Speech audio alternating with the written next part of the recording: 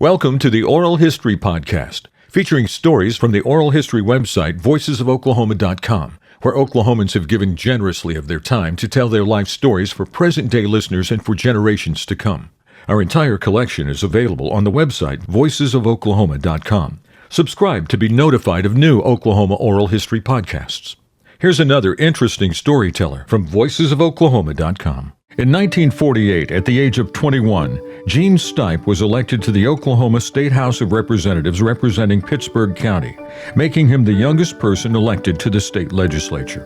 Stipe won a Senate seat in 1956 and served for 48 years, making him the longest-serving Oklahoma state senator. Gene had a reputation as an excellent trial lawyer and took the lead in some important Oklahoma court cases.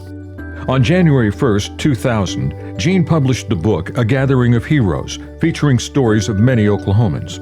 Some of the heroes he talked about included former U.S. Senator Robert Kerr, Judge Luther Bohannon, and Lloyd Rader.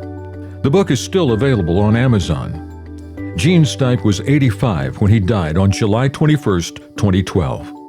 When John Erling was with KRMG Radio, he interviewed Gene about the book in 2000, and you can hear the interview now on the podcast and oral history website, voicesofoklahoma.com.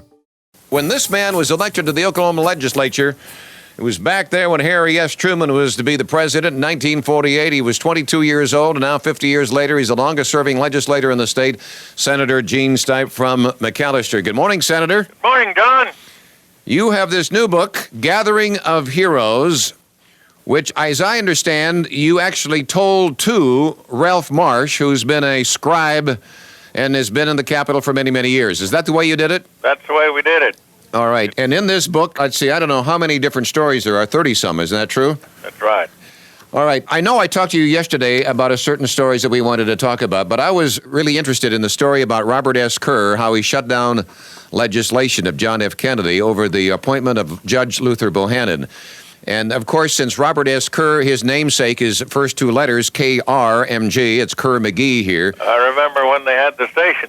You do? Yes, sir. That was a big deal. When they named the station, when they Yes, put... sir. K-R-M-G, Kerr-McGee. Right. All right, so tell us, this was in 1961. Luther Bohannon was an attorney from Oklahoma City, and Robert Kerr wanted him to be named the district judge from this area. United States District Judge. All right, tell us how that came about. Well, Bobby Kennedy was Attorney General, and he had made a pledge to the American Bar Association that he would not appoint any judges they didn't approve. For some crazy reason, and I think they really wanted somebody else, they did not approve Judge Bohannon for appointment. Bob Kerr was a very determined person, and among other things, he had all the lawyers circulate a petition, and 90% of the lawyers in Oklahoma endorsed the appointment of Judge Bohannon. It still didn't convince the president and the attorney general, so Bob Kerr was chairman of the Finance Committee. They had all of the appropriation bills of the White House and Justice Department and so forth, and Bobby Kennedy come over to see when his bills are going to get out of committee. And the chairman said he hadn't had time to look at them yet, and probably wouldn't for a while until they named Luther Bohannon judge.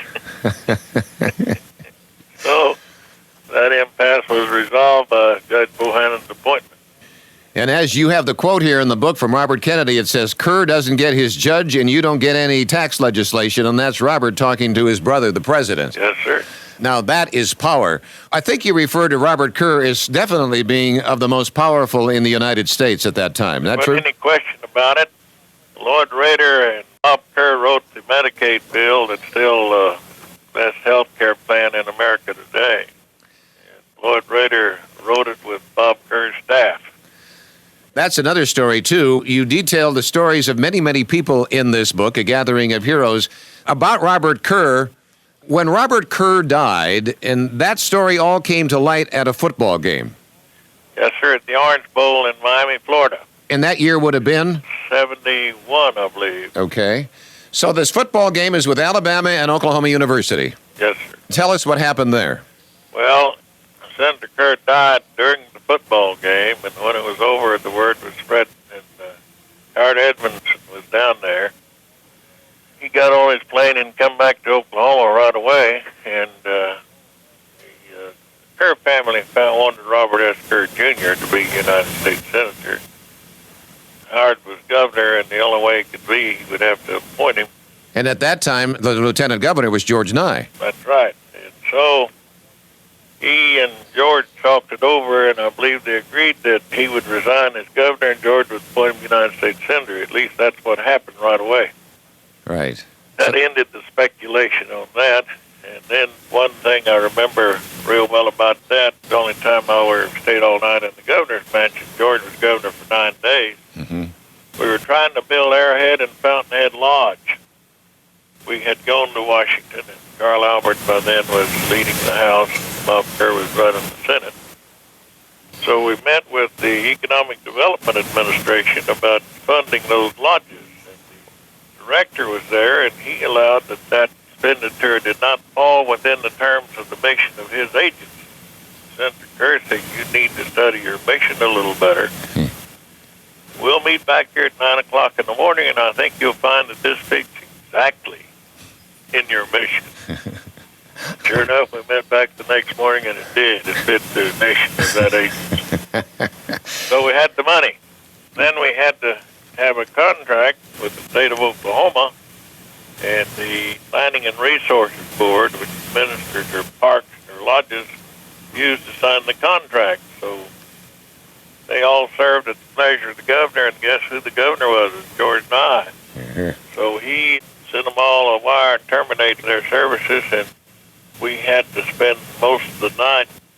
I believe that was a 9-member board. We had to get 9 members up to the Capitol, swear them in the next morning. We did about daylight in the Blue Room, and they signed the agreement, and the lodges were built. Senator, from your book, A Gathering of Heroes, I was taken with the story about how you went to Vietnam to defend the boy from your district in Kelvin, Oklahoma. His name was Randy Herod.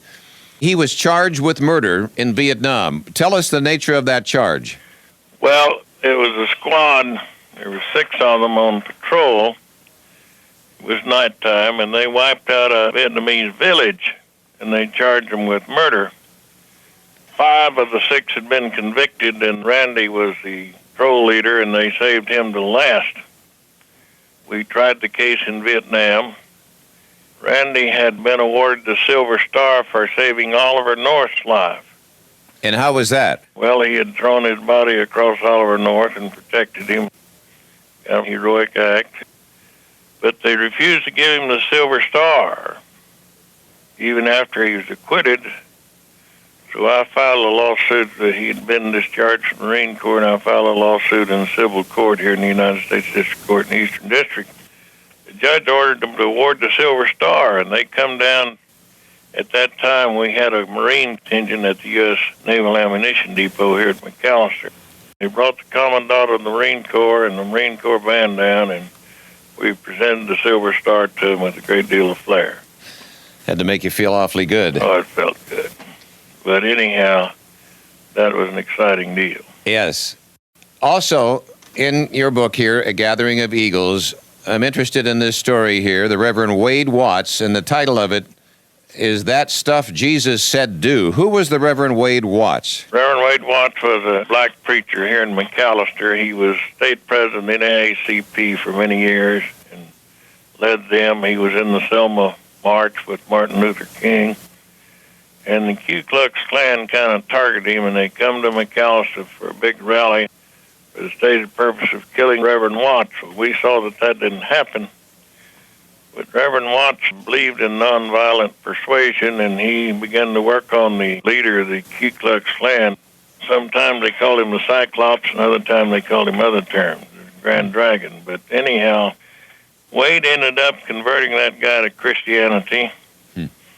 But before that happened, they had a big debate at the Mabee Center there in Tulsa, and it may have been the biggest crowd they ever had in the Mabee Center. A debate? A debate. Between Reverend Wade Watts and Grand Dragon of the Ku Klux Klan. What eventually happened, the Reverend converted him to Christianity, and they went on an evangelistic tour across the country. How about that? That's one of the great victories of all time. Yeah. Is that Watts of J.C. Watts' family? J.C.'s uncle. Okay. J.C.'s uncle. All right. That stuff Jesus said do. Many of these stories that we have in this book, it's really fun, easy reading. Lloyd Rader, that's a name that's by now everybody kind of takes for granted, and we have the Lloyd Rader Detention Center here, but he was the head really of welfare and set it up in the state of Oklahoma. Is that true? We eventually put about half of all government agencies under Lloyd Rader. He had a knack of making them work better. The story is a sick kitten for Mr. Rader. What does that mean? Mr. Rader was a very powerful man, and the sick kitten was the school for the deaf and the school for the blind. They just never did get funded very well, and we transferred them to Lloyd Rader. And so Vera, his secretary, said, well, we've got these sick kittens. And then the next thing we gave him was the University Hospital in Oklahoma, and his secretary said, well, we had the sick kittens, and now we've got the sick mama cat.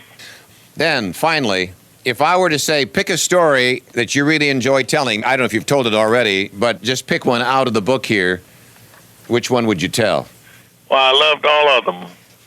Judge Bohannon integrated Oklahoma City schools, and he was maligned, and they had crosses burned on his yard and threw rocks at him and everything. And when George and I got to be governor, the first thing he did was have a meeting with Judge Bohannon. Carl Albert was there. He was a classmate of Judge Bohannon's in law school at Oklahoma University. We presented the judge some plaques and bragged on him, and he was in tears.